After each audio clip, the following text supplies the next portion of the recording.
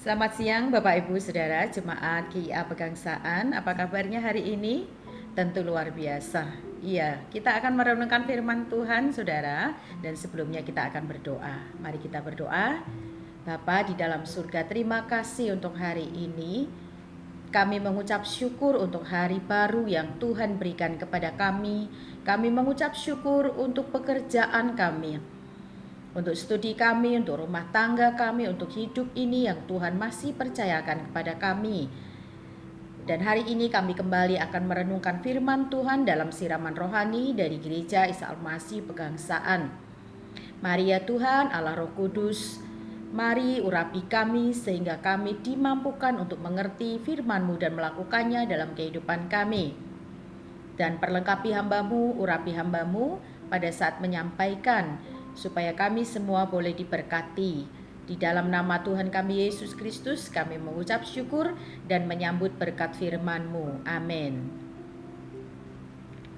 Saudara, hari ini kita akan merenungkan dari apa yang ditulis oleh Salomo di dalam Amsal pasal 25 ayat 28. Amsal pasal 25 ayat 28, Saudara, saya baca untuk Saudara. Orang yang tak dapat mengendalikan diri adalah seperti kota yang roboh temboknya. Sekali lagi, orang yang tak dapat mengendalikan diri adalah seperti kota yang roboh temboknya. Hari ini kita belajar betapa tegasnya dan betapa jelasnya seorang bernama Salomo yang hidup pada masa perjanjian lama, yang adalah keturunan Daud dan juga seorang raja. Yang mana Salomo ketika ditanya Tuhan apa yang dia inginkan dalam hidupnya, dan dia meminta untuk diberikan hikmat, dan itu memang benar. Dari zaman Salomo sampai hari ini belum ada seorang pun yang memiliki hikmat seperti hikmat yang dimiliki oleh Salomo. Dan nanti kita akan membandingkan dengan membacanya di Perjanjian Baru. Tapi apa yang Salomo sampaikan di pasal 25 ayat 28 ini, Saudara, kita itu digambarkan seperti kota yang roboh temboknya jika kita tidak memiliki yang namanya pengendalian diri. Apa jadinya hidup kita jika tidak ada pengendalian diri? Itulah Salomo. Kita digambarkan seperti kota yang roboh temboknya.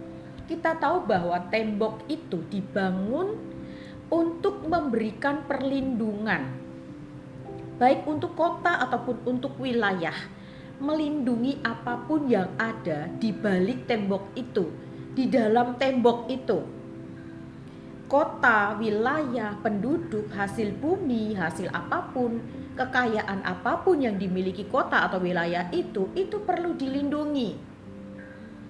Maka orang membangun yang namanya tembok. Dan di dalam Alkitab, tembok yang kita kenal, yang kita tahu adalah tembok Yeriko. Tembok itu dibangun demikian tinggi, demikian tebal, sehingga pada hari itu orang-orang Israel tidak dapat dengan mudah untuk masuk dan menguasai Yeriko.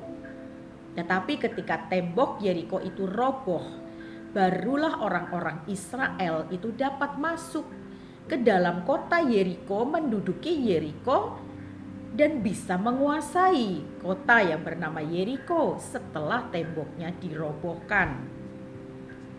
Jadi artinya begini, betapa pentingnya sebuah tembok bagi sebuah kota ataupun wilayah untuk melindungi diri dari ancaman dan bahaya yang ada di sekelilingnya. Betapa pentingnya sebuah tembok untuk menjadi pagar sehingga kota atau wilayah itu tidak mudah dimasuki oleh orang-orang dengan sembarangan. Salomo mengingatkan kepada kita bahwa kita pun harus memiliki tembok pagar perlindungan untuk melindungi hidup kita. Melindungi dari hal-hal yang membahayakan hidup kita, hidup kekristenan kita, iman kita, percaya kita.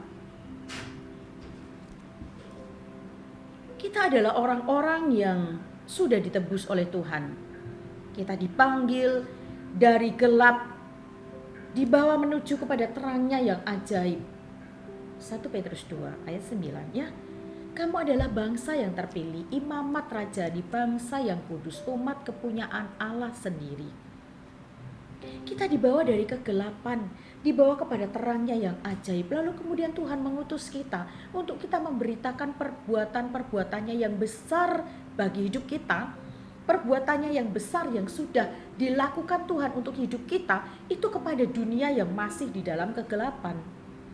Dunia yang masih dalam kegelapan, yang masih terhilang, mereka yang masih terhilang, mereka yang belum menerima terang itu, mereka yang masih berjalan dalam kegelapan, mereka yang belum memiliki pengharapan itu, mereka yang belum ditebus oleh Tuhan. Itulah tugas kita. Tapi saudara, apa yang terjadi saudara? Sekalipun kita tahu saudara, kita dipanggil ya dari kegelapan kepada terangnya yang ajaib untuk memberitakan perbuatan besar dari Dia kepada dunia. Lalu pertanyaannya, apa yang kita beritakan jika kita sendiri pun ya, kita yang mengaku percaya tetapi hidup kita tidak mencerminkan Kristus yang kita percaya. Dan mungkin kita bertanya-tanya di hari-hari ini saudara. Kita dipenuhi dengan berbagai pertanyaan mengapa hari-hari ini semakin banyak anak-anak Tuhan yang melakukan kejahatan. Jika kita mau menyimak dan kita membaca secara keseluruhan, secara utuh kasus-kasus kejahatan yang dilakukan ataupun hal-hal yang menyedihkan hati kita, hal-hal yang jahat yang dilakukan anak-anak Tuhan, siapapun mereka yang melakukan kejahatan, kalau kita mau menyimak latar belakangnya atau apapun itu yang mendasari perbuatan mereka, kita akan mendapati pada satu titik benang merah bahwa orang-orang itu kehilangan pengendalian dirinya. Salah satu penyebab orang melakukan kejahatan adalah karena ketiadaan pengendalian diri pada orang tersebut. Rasul Paulus menuliskan di dalam Filipi pasal 3. Filipi pasal 3, pada hari-hari terakhir banyak orang percaya yang hidup sebagai seteru salib Kristus. Apa yang dimaksud dengan seteru salib Kristus, saudara? Artinya adalah mengaku percaya kepada Yesus Kristus, tetapi hidupnya tidak mencerminkan Yesus Kristus, tidak mencerminkan pribadi yang dipercaya itu. Mengaku percaya tetapi tidak mencerminkan siapa yang dipercaya. Oh, saya tahu kok, saya yakin kalau saya lewat jalan itu saya akan aman. Tapi kita tidak melewatinya. Kita tahu kalau minum obat ini kita akan menjadi sembuh. Kita hanya berbicara.